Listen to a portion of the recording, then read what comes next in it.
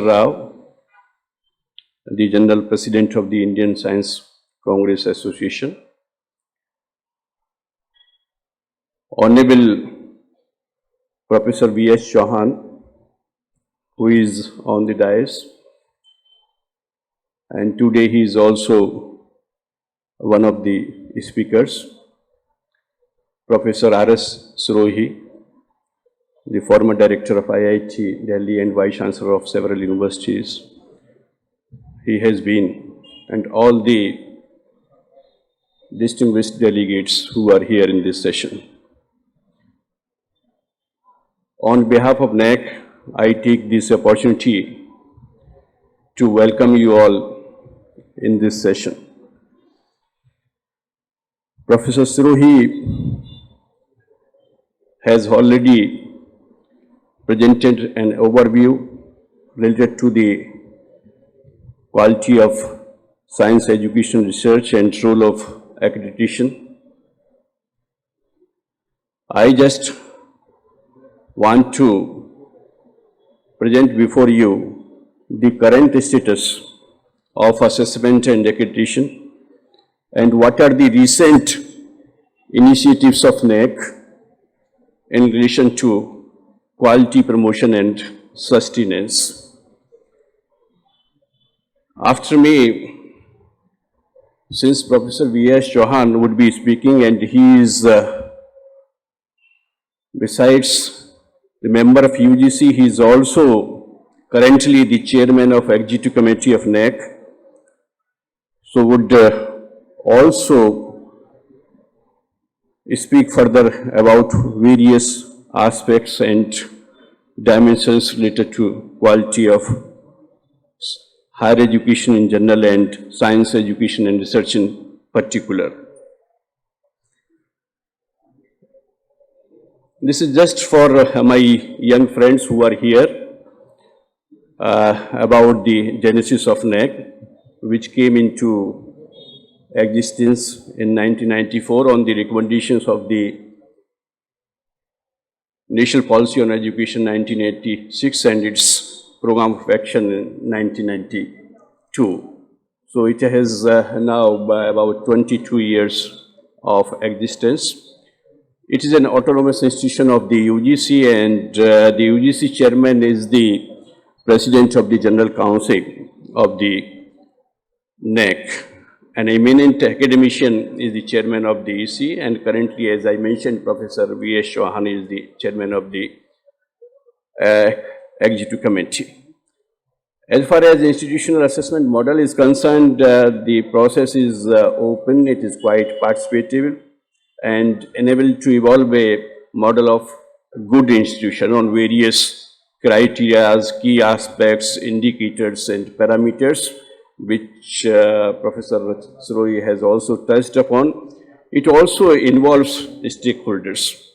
Those institutions who have gone through the process of assessment and accreditation must have witnessed themselves that the team which comes to your institutions also interacts with all the stakeholders, including the students, parents, alumni, etc., etc. Besides the teachers, officers, and the vice chancellors and the officials of the universities and the institution. The validity of accreditation is 5 years, and now it is graded on 7-point scale. Then the submission of annual quality assurance cell and internal quality assurance cell and the submission of the annual quality assurance reports has now been made mandatory by the NAC. It has been widely accepted by the national and international agencies. These are some of the core values which include contributing to national development, fostering global competencies in cultivating value system, promoting the use of technology, quest for excellence. These are our tool contours, which includes criteria, which are 7 criteria. which are basically the various dimensions encompassing academic, administrative, and management activities of the higher educational institutions. Then under these 7 criteria, we have 32 key aspects, which are basically the specific functional aspects within each key area. Then we have quality indicators, which are actually the actual tasks or operations carried out during the visit.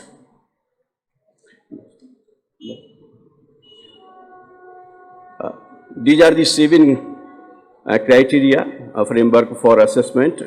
Besides others, it also includes research, consultancy, and extension. And under these, we have 32 key aspects and 196 key indicators. This is the criteria-wise differential weightages which we have given. You can very well see here that some of the weightages are different for different criteria for the universities, for the autonomous colleges, and for affiliated constituent colleges. As far as this, because this session is related to the promotion of science education and research, therefore, I would like to highlight this particular criteria, that is criteria 3, research, consultancy, and extension. And in that, you can see that the total weightage is of 250 for the universities. And under that, we have the key aspects like promotion of research, resource mobilization for research, research facilities, research publications and awards, consultancy, extension activities, and institutional social responsibility, and also collaborations pertaining to research. The weightage in colleges is lesser than the universities. Recently, you must be aware that NAC with effect from July 2016 have changed the grading system from the 4-point to the 7-point, and this is from A++ to C, and then D is actually not accredited category. And this is particularly to make institutions more distinctive, because as a feedback we were getting from the stakeholders was that many of the institutions come within the CGPA between the 3 to 4, and therefore everybody is getting A or B for that matter, and therefore when we have like this A++ and A+, so after this July 2016, only 4 or 5 institutions, colleges and universities or deemed to be universities, have been graded as A++, and that was the sole purpose, to make institutions' performance more distinctive in comparison to others. This is the status of NAC accreditation as on December 2016, very recent, and you can see that having all the cycles, which is first cycle, second cycle, and third cycle, we have assessed and accredited more than 10,000 institutions by now. This is grade-wise breakup of institutions accredited in terms of percentage. You can see the universities and colleges. While universities, you can see that A grade is more, but in colleges it is only 19%, and the colleges B grade is more in comparison to universities. The C grade is very, very less, that is only 1% in the universities, and that is in 15%. And that is actually, I can say, is the sole purpose of the NAC, to promote, to sustain, to enhance the quality of higher education institutions, and to develop a quality culture on the campus in terms of its various activities. And therefore, when the institution goes for second cycle or third cycle, it is expected that whatever lacunas were there, whatever weaknesses were there during the first cycle, should not be there while being assessed during the second cycle, and they should not be there during the third cycle assessment. And it is reflected in the consecutive cycles of assessment and accreditation. Next. This is number-wise accreditation status of different universities, all categories of universities, central universities, state universities, private universities, deemed to be universities, then also institutions of national importance. So this total universities we have assessed and accredited by now is 2,297, including the institutions of national importance. Now, this is just to reflect on the comparison, what was, because you are aware that by the regulation, mandatory regulation of UGC in 2012, the NAC accreditation has been made mandatory for all the higher education institutions of the country. That means all categories of the colleges, all categories of the universities. Before 2012, that is pre-mandatory, and this number was about 6,653, but within 3 years, now we are near to 4,000 institutions which we have assessed, and it indicates about the pace of assessment and accreditation in the recent years, which is going up again in the coming years. This is again in the pace of assessment accreditation in the last 5 years, which you can see in the last year we have assessed 1,285, and during this current year up to March we set a target of 1,500, and we are going to achieve that by the end of the financial year. Next. These are few recent initiatives which I bring to your kind notice, that for the sake of transparency, for speeding up, and also to bring in objectivity in the whole process of assessment accreditation, which the NAC has taken these steps, and that includes also the increasing the collegium of assessors.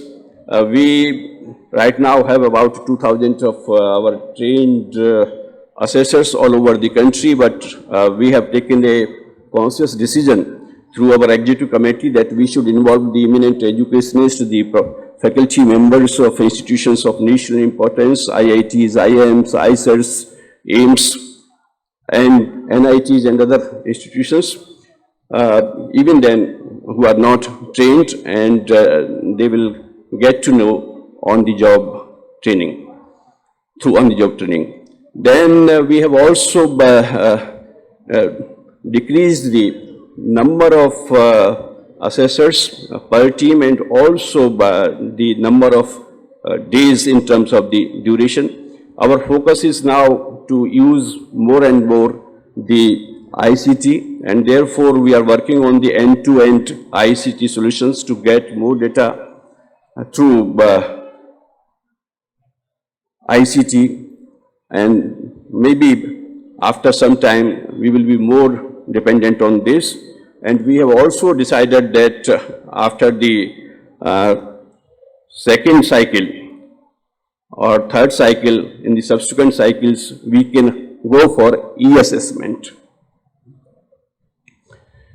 These are some steps which NAC has taken for the sake of transparency, that is public access to self-study reports. Also we have introduced videography of the whole visit, starting from the initial stage to the exit meeting. Then act as a philosophy, as a guiding force. We are changing ourselves, and that is that the NAC should act as a motivator, as a facilitator, as a catalyst, as a friend and philosopher for the higher education institutions, for promotion of quality and for sustaining it.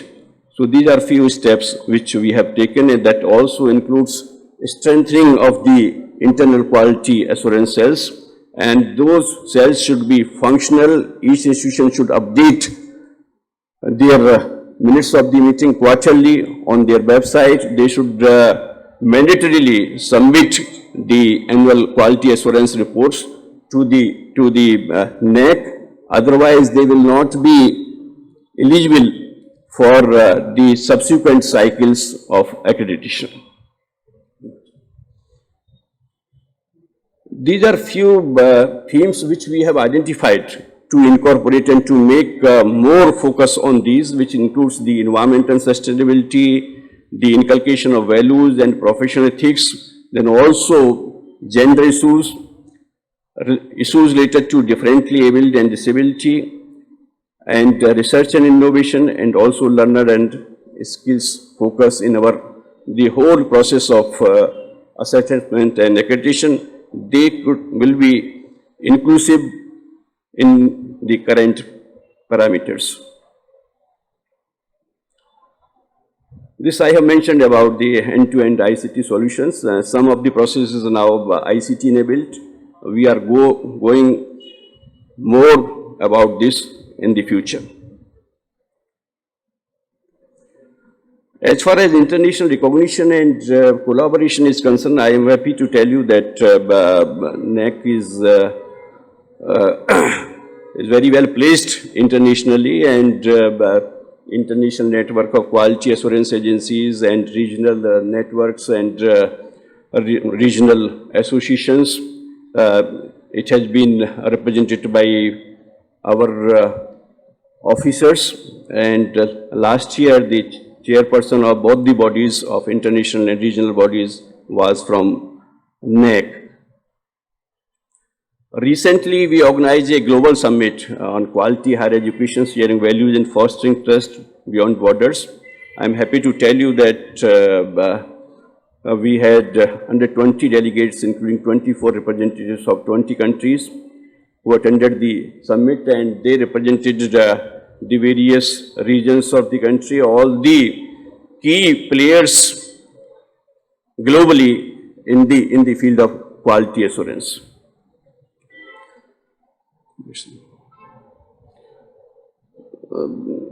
I can talk a little bit about the limitations and concerns. We know that, and you are also aware that we are handling a large diversity of institutions. Diversity within the university system, diversity within the colleges, affiliated colleges, granted colleges, private colleges, government colleges, universities, central universities, state universities, private universities, deemed to be universities, then conventional universities and the multi-faculty universities, single faculty universities, languages universities, music university, technology university, so and so forth. So it is a larger canvas and diversity, and therefore perhaps we have to revisit our tools and methodologies and make them some institutional specific in terms of its requirements. Then weaker institutions do not submit for assessment accreditation unless they are forced by the state governments because of the RUSA grants or other grants. So they need, I feel, some support from the state governments, because they should come up, then only the quality of, as a nation, of higher education will get improved. Another thing is that linking of grades with grants shifted focus from process to outcomes.